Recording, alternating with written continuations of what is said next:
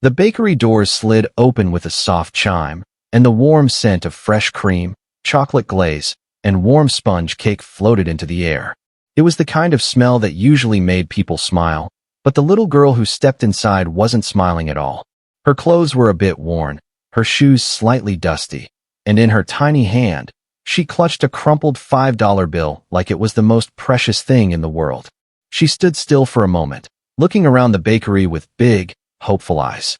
The glass display counter sparkled under the soft yellow lights, filled with cakes decorated with bright icing, sugar flowers, and golden ribbons. Each one looked like a dream, one she desperately wanted to bring home. But she already knew. Almost all of them were too expensive. Taking a deep breath, she walked slowly toward the counter. The cashier, a middle-aged woman with kind eyes, noticed her hesitation. "Hello, sweetheart," she said gently. "What can I get for you today?" The little girl placed her $5 on the counter with both hands, as if afraid it might blow away. I want to buy a birthday cake. For my mom," she whispered. The cashier's expression softened even more. "That's very sweet of you. Do you have anything special in mind?" The girl pointed shyly to a small cake on the lowest shelf. It was simple, vanilla frosting, a few sprinkles, nothing fancy, but still beautiful to her. "How much is that one?" The cashier checked the tag. Her smile faded just a little. "That one is $12. The girl's heart sank. She bit her lip, looked down at her small fist of money, and quietly said, "Oh, I only have 5. Behind her, a small line of customers had started forming. Someone sighed impatiently. Another customer glanced at their watch. The girl felt her cheeks burn as she desperately tried to smooth out the wrinkled bill, as if that would magically increase the amount. She didn't know what to do next. She wanted to say something, anything, but her voice wouldn't come out. The cashier looked torn, wanting to help, but not knowing how. The bakery grew a little quieter, just for a second, as the girl slowly began pulling her money back. What she didn't notice was the tall man who had just walked in behind her. The man who watched everything. The man who was about to change her day forever. Jason Statham. Jason Statham stood near the entrance, hands in his pockets, quietly observing the scene unfolding just a few feet away. He wasn't wearing anything flashy, just a plain black jacket and jeans, but as always, his presence carried a calm intensity. He didn't step forward, not yet. He wanted to understand what was happening. The little girl was staring at the display of cakes again, trying to hide her disappointment. Her fingers trembled as she tucked the $5 bill back into her pocket like a secret she was ashamed of. She forced a tiny smile at the cashier and whispered, "It's okay. Maybe next time." The cashier's heart broke a little. "Sweetheart, wait." But the girl had already turned around, her eyes glistening with a mix of embarrassment and fear that someone had heard her. She took one small step toward the exit. And that's when a loud voice boomed behind the counter. A sharply dressed bakery manager, tall, stiff, and with a face permanently stuck in a frown, walked out from the kitchen. "What's the hold-up?" he demanded, glaring at the cashier. "We've got other customers waiting." The cashier lowered her voice. "She's just trying to buy a cake." "With $5? The manager interrupted, laughing mockingly. "We're not running a charity." The girl's shoulders tensed. She didn't turn back, but the words hit her like stones. A woman from the line muttered, "Poor kid." Another whispered, "Just let her buy something." But the manager ignored them all. "She can buy cookies," he snapped. "Or a cupcake. That's what $5 is for." The little girl swallowed hard.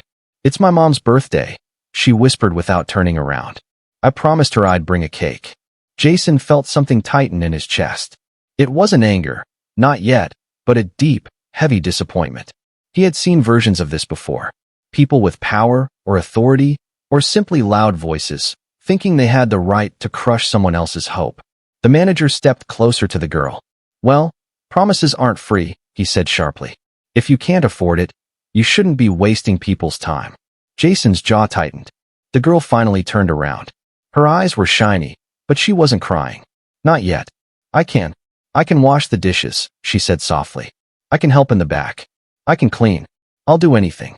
I just want to buy a cake for my mom." Her voice cracked on the last word. A silence fell over the bakery. The cashier blinked hard, trying to hide the emotion on her face. Several customers shifted uncomfortably. And the manager? He just scoffed. "We don't hire children," he said dismissively. Now step aside. Jason took one step forward. But before he could speak, a customer behind him pulled out their phone and began recording. The world, it seemed, always had cameras ready when kindness or cruelty appeared. Jason glanced at the phone, then at the girl. He read the room. This was not just a moment. This was a message waiting to happen. The girl looked up at the manager one last time. Her voice was barely audible. I'm sorry. She wasn't apologizing for not having enough money. She was apologizing for existing in the wrong place, at the wrong time, in front of the wrong person. Jason felt his blood heat. The manager waved dismissively toward the door. Go on now. Other people can pay. Jason's voice finally entered the room. Calm, deep, unshakable. That's enough. Everyone turned. Even the manager paused. Jason stepped forward slowly, his expression unreadable. He crouched down slightly, so he could look the girl directly in the eyes. What's your name? He asked softly. She blinked at him. Lila. Lila. Jason repeated, his voice warm. That's a beautiful name. The girl sniffed lightly. Thank you. Behind them, the manager folded his arms. Sir, if you're with her, please handle her purchases so we can move on. Jason straightened, turning his head just enough to look at the man. I heard everything you said, he replied calmly. The manager scoffed again, but something in Jason's tone made him take half a step back. Jason turned toward the cashier. How much is the cake she wanted? $12. The cashier answered quietly. But sir, Jason nodded once. He reached for his wallet. And then he stopped. He looked at Lila again. She wasn't looking at the cake anymore. She was looking at him, hopeful, but afraid of hoping too much. Jason understood instantly. This moment wasn't about money. It wasn't about a cake. It was about dignity. He lowered his wallet. Lila, he said gently, would you like to choose a new cake? Any cake in this bakery. Her eyes widened. Any cake? Jason smiled. Yes, any cake. The bakery erupted with whispers. Is he serious? He's so kind. Is that Jason Statham? Phones rose. Cameras zoomed in. The atmosphere shifted entirely. Jason didn't care about any of that. His focus was on one thing, the little girl standing before him. For the first time since walking in, Lila allowed herself a tiny, trembling smile. Jason leaned slightly closer and whispered, choose the one your mom would love the most. Before we continue, tell me, which country or city are you watching from?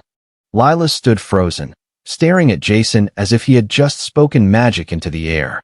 Any cake? She repeated, her voice trembling with disbelief. Jason nodded gently. Yes, any cake you want. But before she could take even a single step toward the display, the manager stepped forward abruptly, blocking her view. Sir, he said sharply, I don't think you understand how this works. We don't let just anyone. Jason raised his hand slightly, a signal so subtle, yet so commanding that the manager instinctively fell silent. I'm not talking to you, Jason said calmly. I'm talking to her. The manager opened his mouth to argue, but even he sensed the shift in energy. The customer's eyes were all on Jason now. A few whispered excitedly. That is Jason Statham. No way, what's he doing here? He's actually helping her. Lila looked around nervously as more people began recording. She wasn't used to that kind of attention. Her small hands twisted behind her back. Jason noticed instantly. He crouched down again, lowering himself to her height so the cameras wouldn't feel intimidating. You don't have to rush, he told her. Take your time. Lila's eyes softened. I just wanted something nice. Mom works so hard. She hasn't had a cake for her birthday in a long time. How long? Jason asked. Lila hesitated. Since Dad left. A hush swept through the room. Jason felt a familiar tightness in his chest, a feeling he recognized from years of visiting children in hospitals, shelters, and schools. A feeling of wanting to lift someone's burden, even just for a moment. I see, he murmured gently. Well, today your mom is getting something special, and you're the one choosing it. But just as Lila's face began to brighten again, her small voice wavered. But I don't want to cause trouble. Jason smiled softly. You're not causing trouble. People who are rude cause trouble. People who are kind make the world softer. Lila blinked rapidly, as though holding back tears. Behind them, the manager muttered under his breath, this is getting ridiculous. And for the first time since he walked in, Jason turned fully toward him. Do you know, Jason said quietly, that sometimes the difference between a good day and a terrible one is how an adult decides to treat a child? The manager didn't answer. Jason didn't need him to. He turned back to Lila. Come on, he said. Let's look. With a deep breath, she took a few small steps toward the glass display. Her hand hovered above the cakes. Big ones, colorful ones with chocolate drips and red cherries. But she didn't touch anything. Jason leaned closer to her, keeping his voice low so only she could hear. What do you think your mom would pick? Lila stared through the glass thoughtfully. She likes chocolate, she whispered. And she loves strawberries. And flowers. Jason smiled. Then let's find her all three. She scanned the shelves carefully, her eyes darting from left to right. And suddenly, there, she pointed. It wasn't the biggest cake, nor the fanciest, but it was perfect. A medium-sized chocolate cake covered in fresh strawberries, with delicate sugar flowers across the top and a soft chocolate ribbon circling the edges. Jason nodded approvingly. Beautiful choice. Lila clasped her hands together, a spark of pure joy lighting her face. Can I really get that one? Yes, you can. But the moment didn't last. The manager stomped toward them again. Sir, that cake is $40. Jason didn't even blink. And we can't just. Jason cut in, calm but firm. Ring it up. For a moment, the manager looked like he wanted to argue. But the cameras, the customers, the atmosphere, it all pressed against him. His jaw tightened as he walked back to the register. The cashier, however, gave Lila a warm smile. It's a beautiful cake, sweetheart. Lila nearly cried. Thank you. Jason placed a reassuring hand on her shoulder. You're doing great. But right when everything seemed to settle, a new tension crept into the room. Lila lowered her voice. Sir, I don't want people to be mad because of me. Jason shook his head gently. No one is mad because of you. They're mad because they saw something unfair. Her eyes widened. Unfair because of me? No. Jason corrected softly. Unfair to you. Lila looked down at her shoes. People don't usually care. Jason gave a soft chuckle. They do. Sometimes.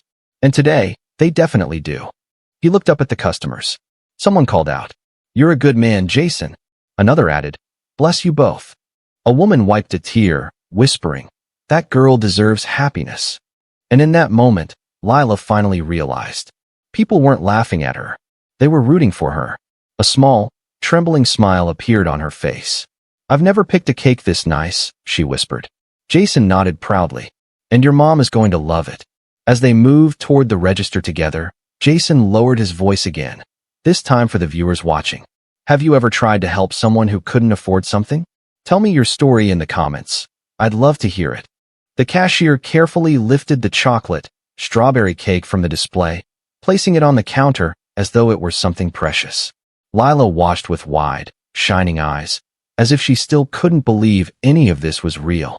For a moment, everything was peaceful, warm even. But reality, as always, stirred just beneath the surface. As the cashier prepared the box, people in the bakery began whispering again. Is that really him? No way, he looks shorter on screen. Dude, that's Jason Statham. I'm 99% sure. The customers weren't being rude. They were simply excited. But Lila noticed the shift immediately. She tugged softly at Jason's sleeve. Sir, why is everyone staring at you? She asked. Jason leaned down closer and smiled slightly. Don't worry about them, he said gently. Focus on your cake. This moment is yours. But Lila stayed curious. Did you do something? Are you, famous? Jason chuckled under his breath, rubbing the back of his neck in that modest way he always had. Some people think so. I just do my job. Lila squinted at him, confused. What job? Jason opened his mouth to answer, but before he could say anything, someone from the line blurted loudly. That is Jason Statham. Lila blinked. Who? Another customer stepped forward excitedly, nearly tripping over her own purse. He's a movie star. He's in all the big action films, Fast and Furious, The Transporter, The Expendables, all of them. A young man near the back raised his phone a little higher. Bro, I knew it. I told you. It's really him. The bakery manager, who had been pretending not to notice any of this, froze mid-step. The cashier gasped softly and looked at Jason with wide eyes. You're Jason Statham? The Jason Statham? Jason just offered a quiet nod, almost embarrassed by all the attention. Yeah, something like that. Lila stared at him in complete awe. You're in movies? She whispered. I've been in a few, Jason replied humbly, crouching down to her level again. But that doesn't matter right now. What matters is your mom's birthday. Lila looked down shyly, but a tiny smile tugged at the corner of her mouth. She's going to be so surprised, she whispered. Behind them, the crowd's energy shifted from surprise to admiration. Look at him, so humble. He didn't even say anything. He was just helping the girl. But the manager, his face had turned pale. He stared at Jason, then at the cake, then at the customers recording every second. He knew without anyone telling him, that he had made a mistake. A big one. Suddenly, he began straightening the shelves, smoothing his apron, trying to reposition himself into someone helpful. Sir, Mr. Statham, if there's anything you need, anything at all, he began. Jason didn't even look at him. He was still focused on Lila. Is this cake okay? He asked her gently. Or do you want to look at something else? You don't have to settle. Lila shook her head quickly. No, this one. Mom loves strawberries. She'll smile. Really smile. Jason's expression softened. He nodded toward the cashier. Then we'll take it. The cashier reached for the register again, but her hands trembled slightly with excitement. That'll be. Before she could finish, the manager lunged forward. It's free, he suddenly blurted. Actually, no, better. We'll give you 2 cakes. On the house. No charge at all. The entire bakery fell silent. Jason slowly turned his head toward the manager. His eyes were calm. Too calm. There's no need for that, Jason said evenly. We're paying for the cake she chose. But sir, the manager's voice cracked. We insist. Jason's gaze didn't waver. You didn't insist 10 minutes ago. The manager's throat tightened. He glanced around the room at the customers. All watching, all listening. Sir, I didn't recognize you, he stammered. You didn't need to recognize me, Jason replied, his voice low but steady. You just needed to recognize kindness. The manager shrank back as a few customers murmured in agreement. Jason turned back to the cashier. His voice softened again. Please ring it up. Full price. The cashier nodded, almost relieved. Yes, sir. She punched a few buttons and told him the total. Jason pulled out his wallet and handed her the money, but then he placed a second bill down. This is for you, he told her quietly. For being kind before anyone else was watching. The cashier blinked away tears. Thank you so much. He simply nodded. Lila was staring at him, as if he were something unreal. You did all of this, just to help me, she whispered. Jason smiled softly. No, Lila. I did this because you helped me remember something important. What? She asked. That kindness is worth fighting for. Her eyes glimmered, and she clutched her hands together tightly.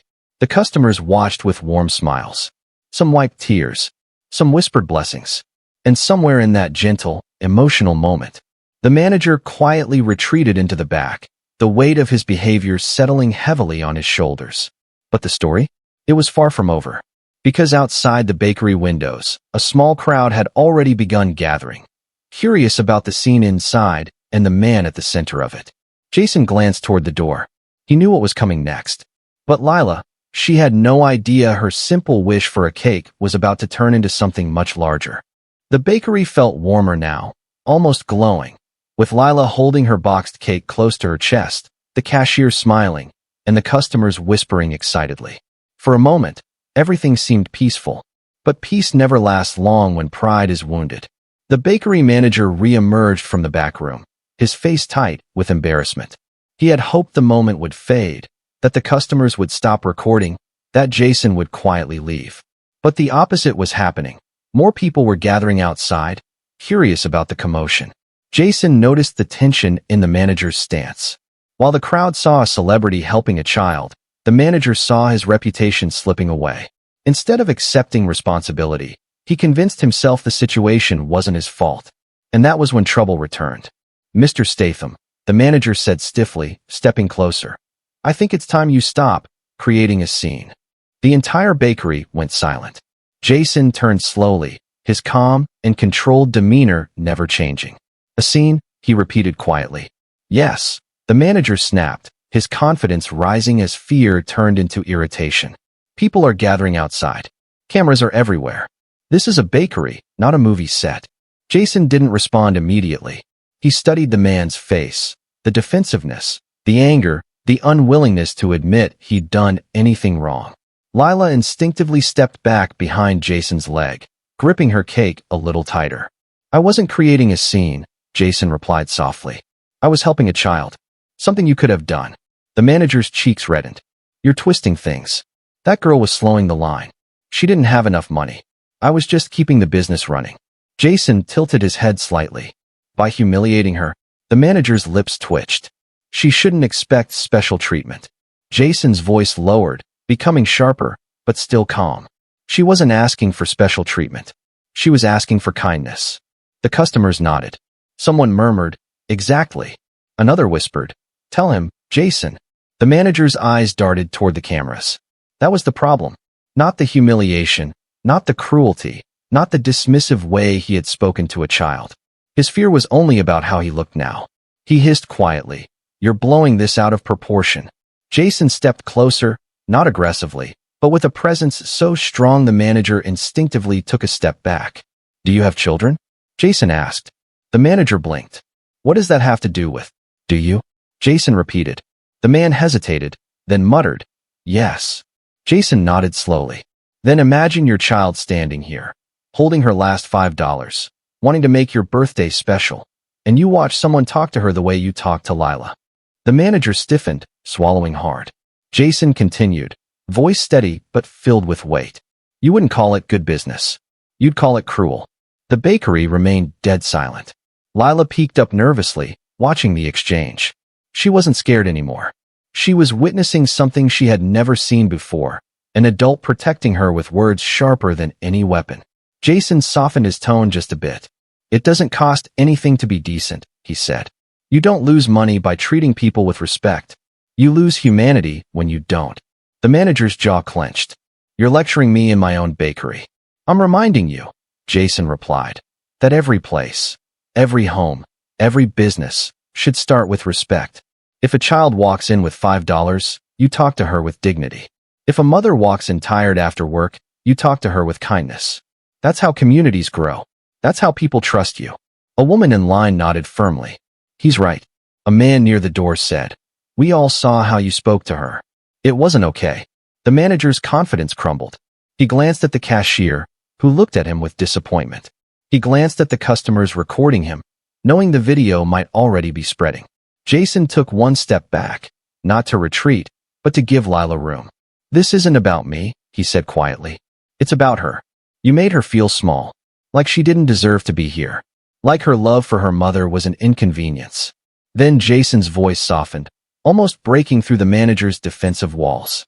"But every child deserves to feel seen, and every act of love deserves respect." The manager finally looked at Lila. For the first time since she entered the bakery, he truly saw her. Her small stature, her trembling hands, her hope, her effort, her heartbreak when he dismissed her. His shoulders sagged. I didn't mean to," he murmured.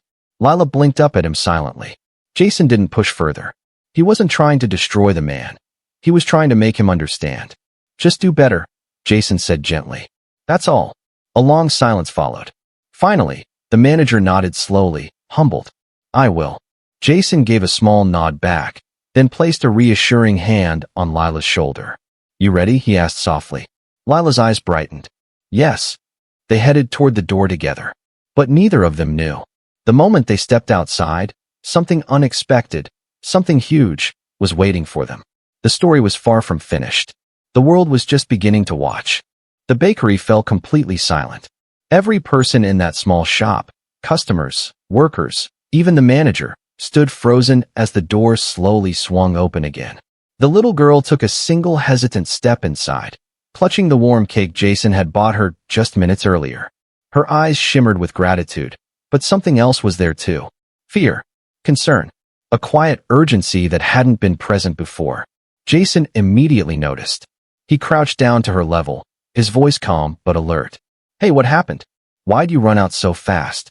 She looked down at the cake box, then back up at him, her lips trembling. "My mom," she collapsed. Those 3 words hit everyone like a punch. Jason didn't waste a second. He gently took the cake from her tiny hands and passed it to a worker behind the counter. "Hold this for her." Then he scooped the girl up in one strong arm and headed toward the door with controlled urgency. Outside, The cold air hit hard, but adrenaline hit harder. Jason's eyes scanned the street until he spotted a woman lying near a bus stop bench. Fragile, pale, barely conscious. The girl cried out, "Mom!" Jason rushed over, lowering the girl beside her mother.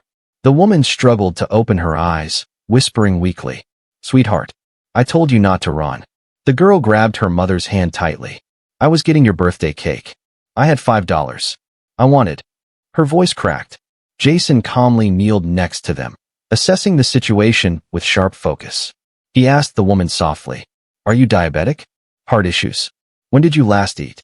The woman blinked slowly. "I haven't eaten since yesterday. Rent bills." I didn't want her to know. Jason's jaw tightened. The girl buried her face in her mother's arm, silently shaking. He didn't raise his voice, but the power in his tone was undeniable. "You're not fainting again. Not today." He pulled out his phone, not to call an ambulance, but to call someone else, someone who responded instantly when Jason Statham made a request. Within minutes, a black SUV rolled up beside them. A medic stepped out, quickly examining the woman. "She's severely hypoglycemic. She needs fluids and food immediately." Jason carefully lifted the woman in his arms and placed her inside the SUV. The girl climbed in beside her, holding her mother's hand tightly as tears streamed down her cheeks. The medic handed the girl a small bottle of juice. "Have her sip this." Jason guided the girl gently. "Easy, just a little at a time." The woman's breathing steadied. Color slowly returned to her face. She looked at Jason through tired eyes, whispering, "You helped my daughter. Now you're helping me. Why?" Jason gave a small, almost shy smile. Because nobody should have to choose between feeding their child and staying alive. The woman's eyes filled with tears. The girl leaned her head against Jason's arm. "Sir, thank you for buying the cake, but I can't pay you back." Jason looked at her with a mixture of softness and steel. "You already did. You reminded me there's still kindness in the world. That's worth more than money." The SUV took them to a small community clinic where the woman was treated immediately. Jason stayed the entire time, sitting with the girl, keeping her calm, keeping her strong. When her mother was finally stable, a doctor approached Jason privately. If she hadn't received help when she did, she might not have made it. Jason closed his eyes for a moment, absorbing the weight of those words. He looked through the small clinic window where the girl sat beside her mother, holding her hand, singing softly to her. And that was the moment he made a decision. A big one. When he walked back into the room, the girl looked up instantly. "Is my mom okay?" Jason knelt beside her again. "She's going to be okay. But things are going to get better for both of you. Starting today." The mother frowned weakly.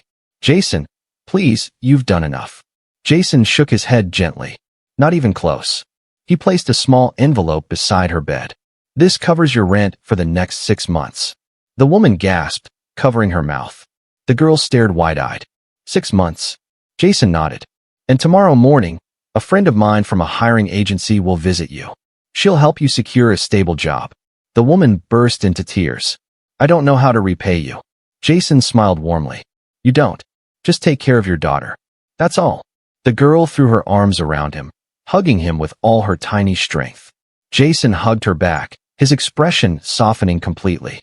As he stood to leave, the girl called out, "Sir, wait." She ran to the counter of the clinic where a staff member had placed the cake. She lifted it carefully and hurried back. "We didn't get to eat it yet.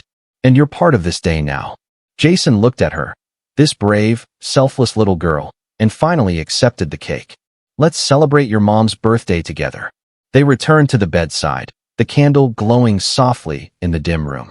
The mother smiled weakly as her daughter held her hand, and Jason held the cake steady. Together, they sang.